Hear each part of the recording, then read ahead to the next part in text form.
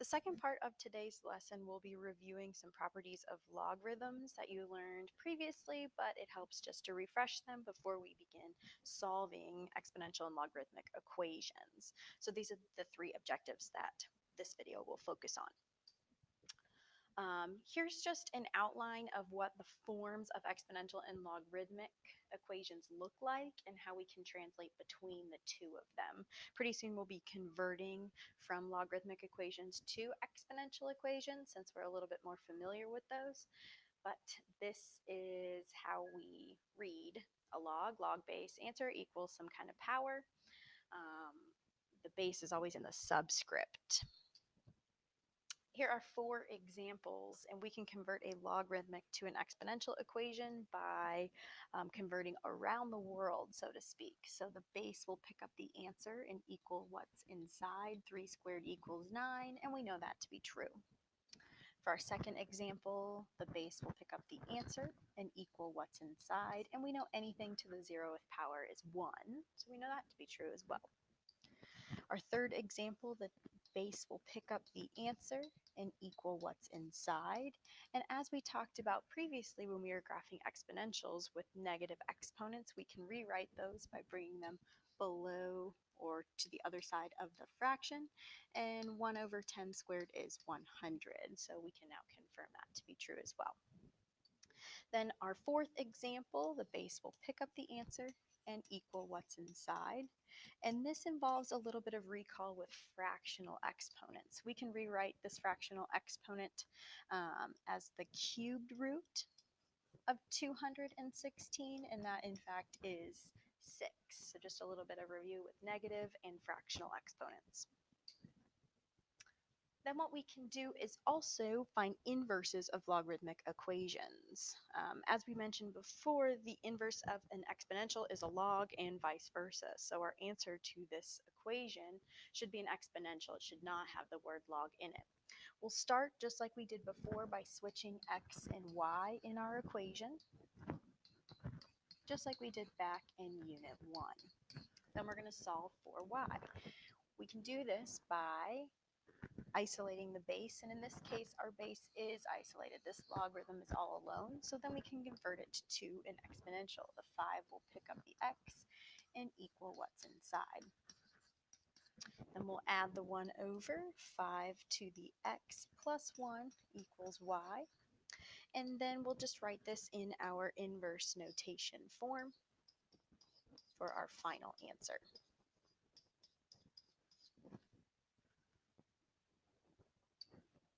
Here's another example. Go ahead and pause and try this one out.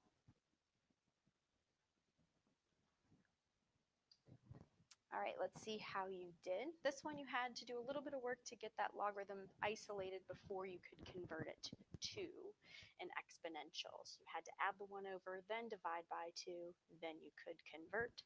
Don't forget your inverse notation at the end either. Okay, let's review a couple properties of logs. Because any base to the 0th power equals 1, when we see log base 1 of anything, that is the same thing as 0. It's equivalent to 0. Same thing, because anything to the 1st power is itself log base b of b, just simplifies nicely to be 1. In the pink box, we've got a few notations that we can simplify, and I like to think of them because these are inverses of one another, just like x squared and the square root of x can simplify. We can also simplify log base b of b raised to the y. We can just simplify that to be y. They're inverses of one another, they cancel. Same thing for this second example. That would simplify just to be x. Let's do a few examples of evaluating logs. The first thing that I like to do is kind of turn it into an equation. So I would be putting an x on one side. I'll go ahead and do that for all 4 of these examples first.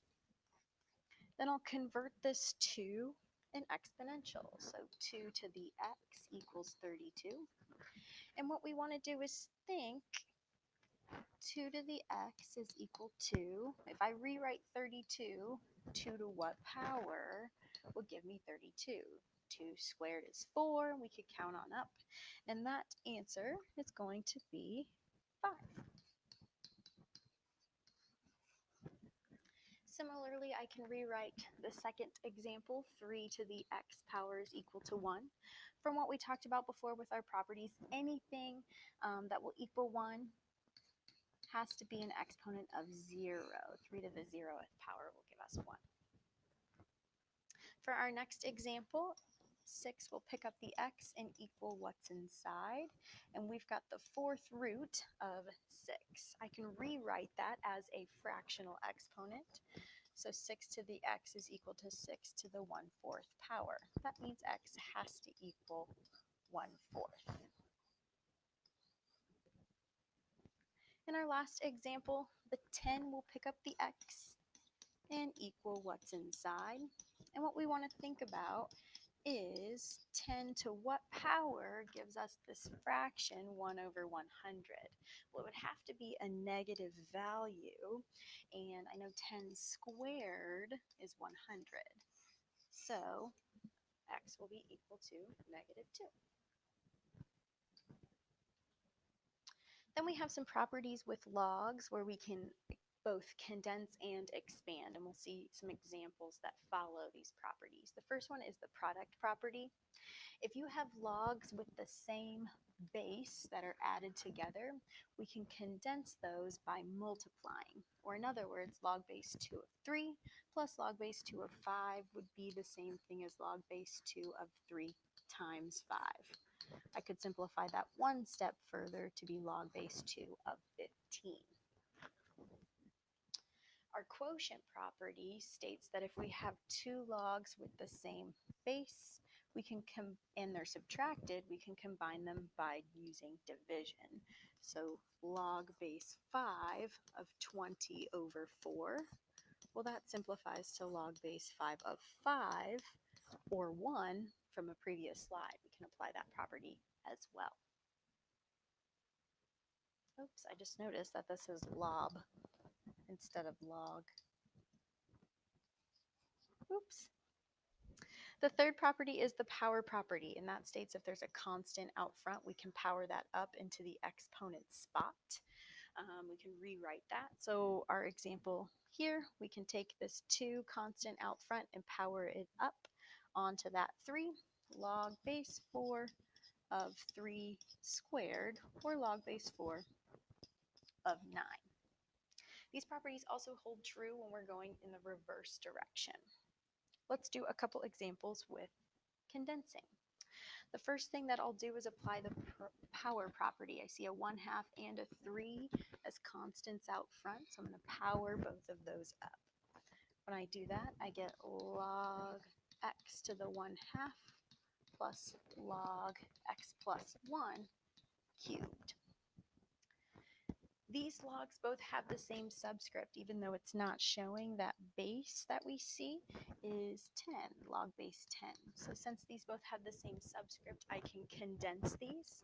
This is an addition sign in between, so I can use the product property. I can rewrite this as log of x to the 1/2 multiplied by x plus 1 cubed. I would probably simplify one more step before completing this. I would change that fractional exponent to be log of the square root of x multiplied by x plus 1 cubed. And just keep in mind that all of this is inside the logarithm. Okay, our next example uses that character ln, or the natural log, but the properties still hold true. So seeing that 2 out front, I would apply the power property, and I would power that up to be the natural log of x plus 2 squared minus the natural log of x. These would both have the same base as well. The base of the natural log is e, we just typically don't see it. So we can combine these using the quotient property. That subtraction sign means that we can divide. So we'll have a big natural log out front.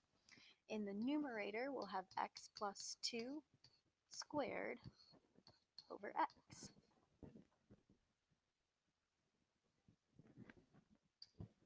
Now let's go the opposite direction. Let's expand.